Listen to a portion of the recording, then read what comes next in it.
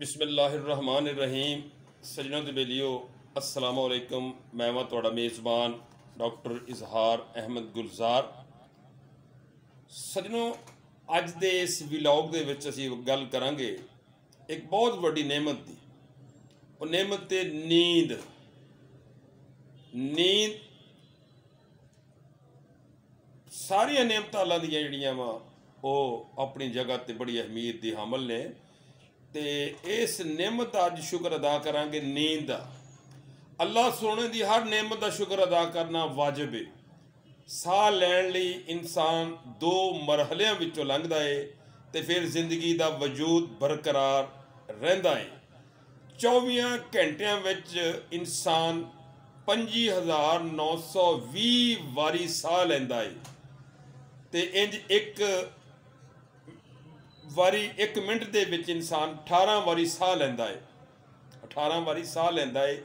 इंसान अपने अंदरों carbon dioxide खारिज करता है ते ऑक्सीजन अपने अंदर लैके जाता है तां जाके एक साह मुकम्मल हुंदा है।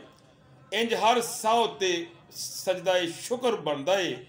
ते असीं सोचीए ते इंसान दिन विच कितनी वारी साह लैंदा है।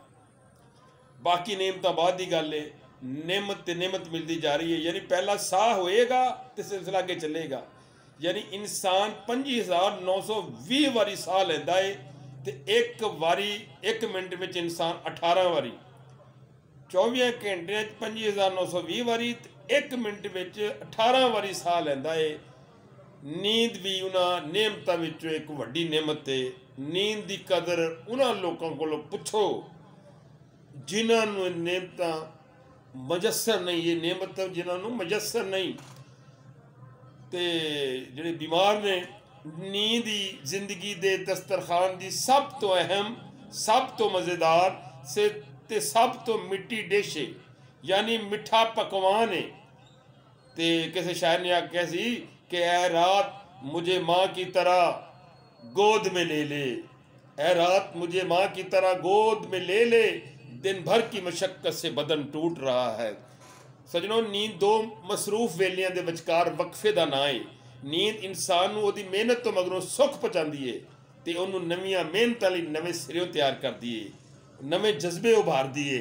नींद एक नजात दहिंदा फरिश्ता है जिहड़ा इंसान नूं उहदे अमाल उहदे अहवाल ते उहदे ख्याल तो आज़ाद करता है। ये नींद ना होवे ते इंसान अपनी मेहनतां दे भार थले दब के मर जावे। ते नींद ते एक मुतमइन जिंदगी का सबूत है। वो लोग किस किस्मत के धनी ने जिन्हां दी नींद किसी खौफ या खौफ ते शौक तो परेशान ना होवे। ये जिंदगी अपने अंदर नींद के जमाने रख दिए। अव्वल नींद है, आखिर नींद है। यानी कई लोग तो ये कहते कि ये नींद एक रिहर्सल है मौत का, कि यानी मौत की एक प्रैक्टिस हो रही है। तो यानी ये विचकार नींद ही नींद है। जागण का जमाना भी एक तरह का ख्वाब का जमाना है। तो ये ख्वाब यानी सुफनिया वांगू लंघ जाता है। असल में हर हकीकत हकीकत के पर्दे में लुकी हुई है। सजनों, दुनिया के वड्डे इंसान अपनी नींद को घट कर लेंदे सी ते वो नींद को एक दुश्मन समझते सन। उन्होंने उस वेले मेहनतां कीतियां जदों जमाना सौंदा सी।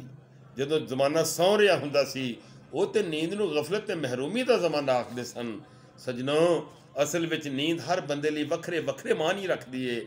नींद इबादत करने वाले नूं इबादत तो महरूम कर देंदी है, महब नूं महबूब तो जुदा कर देंदी है, जिम्मेदार इंसान नूं एहसास जिम्मेदारी तो दूर रखती है। तो इस तरह दूजा रुख इहदा ये भी भी नींद गुनाहगार नूं गुनाह तो बचाउंदी है। मुख दी गल ही भी नींद बुरे इंसान लिए चंगी है तो चंगे लिए बुरी। नींद गम फिक्र अजीतां ते दुखां तो रहाई दवांदी है। नींद होण या ना होण दी दरम्यानी सरहद दा ना है। इसलिए सब तो मुबारक जिंदगी होए जिहड़ी नींद तो महरूम भी ना होवे ते नींद विच भी डुबी हुई ना होवे। साडी जिंदगी ते जिंदगी दे धंधे ते ये मुशागल किसी होर जिंदगी वास्ते ने। ये जिंदगी एक ख्वाब है, एक नींद दा ही आलम है। पर अफसोस इंसान दी अख उदों खुलदी है जदों वो बंद होण लगदी है। जदों इंसान दी अख उदों खुलदी है जदों बंद होण लगदी है। जिंदे वास्ते रहो कि नवी सोच नवे ख्याल ना फिर हाजिर होवांगे।